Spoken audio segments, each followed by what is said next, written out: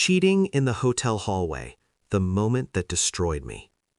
The carpet smelled like bleach and old perfume. That's what I noticed first. Not the echo of laughter drifting down the hallway, not the way my phone vibrated in my palm with her name lighting up the screen, not even the tightness in my chest that had been there all evening, quietly warning me.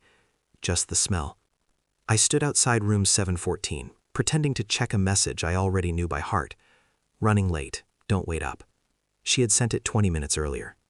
I stared at the screen as if the words might rearrange themselves into something honest. They didn't. Down the hallway, two figures leaned into each other beneath a flickering light. A woman's laugh, soft, careless. A man's voice I didn't recognize. I took one step closer, then another. The world narrowed into a tunnel of carpet, walls, and breath I couldn't quite pull into my lungs. My pulse slowed in a way that scared me. Calm. Too calm. The kind that arrives right before something breaks. My phone vibrated again. A text preview appeared. I miss you. Not from me. I looked up, just as her hand slid into his jacket, fingers familiar, confident, movements she used to reserve from me. For us. They kissed. Right there.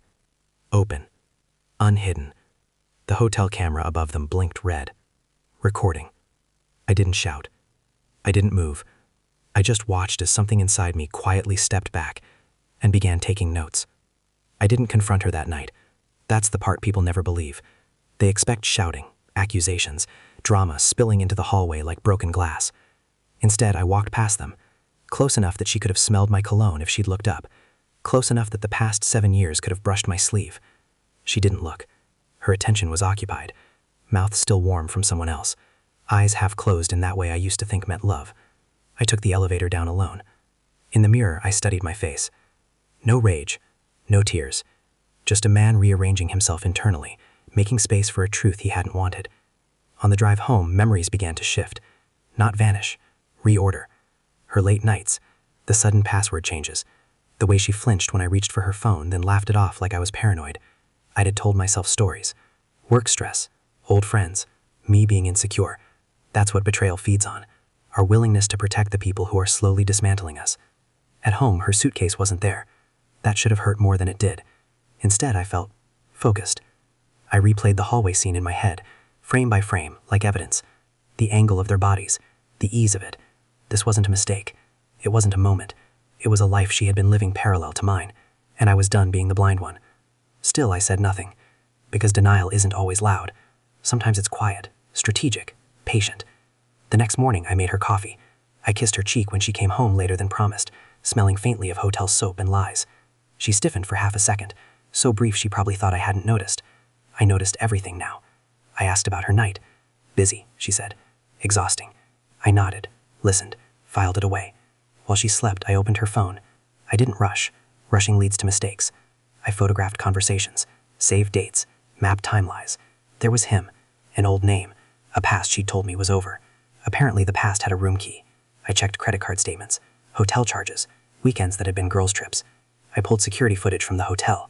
Not difficult, given a friend who owed me a favor and a policy written by people who never expect betrayal to be methodical. The hallway camera footage was worse than my memory. Clearer, colder. I watched myself pass them, a ghost moving through their reality. Watched her laugh, unaware that the story was already ending. I didn't sleep much. At work, I smiled. I met deadlines. I nodded in meetings. Inside, there was a constant hum. Calculations, contingencies, outcomes. I ran DNA tests, too. Not because I suspected false paternity, but because I needed to know how deep the rot went. Control isn't about power. It's about certainty. Every night I returned home to her warmth, her practiced affection, her questions about my day. I answered them all with measured honesty. No confrontations. Not yet. I was building something stronger than anger. I was building clarity. The final confirmation arrived on a remember because the sky was painfully blue, the kind of day that feels like an insult when your life is collapsing quietly. I laid everything out on the kitchen table that evening. Printed messages, hotel invoices, still frames from the hallway camera, time-stamped, undeniable. She froze, not screamed, not cried. Froze. What is this? She asked, as if the paper might explain itself differently if she stared long enough. I slid the photo of the kiss toward her. The moment, the hallway, the camera. Her breath hitched. Her eyes darted, calculating, searching for an angle where this could still be twisted into misunderstanding. "I can explain," she whispered. I shook my head once, slow, deliberate. I know, I said. That's the problem. She broke then. Tears, apologies, the language of regret performed for an audience that no longer existed. I didn't raise my voice. I asked one question. How long? She answered. And with that, the last uncertainty died. The truth didn't hurt the way I'd imagined. It landed cleanly, surgical. This was who she was, and I was finally done pretending otherwise. I didn't leave that night. I stayed. That unsettled her more than rage ever could. Over the next few days, I moved quietly, legally, precisely. I transferred accounts, secured documents, changed beneficiaries. I forwarded the hotel footage to myself, then archived it somewhere she'd never reach. On Friday, I invited her to dinner. She thought it was reconciliation. Hope has a way of embarrassing people. Halfway through the meal, I slid my phone across the table. The hotel footage played.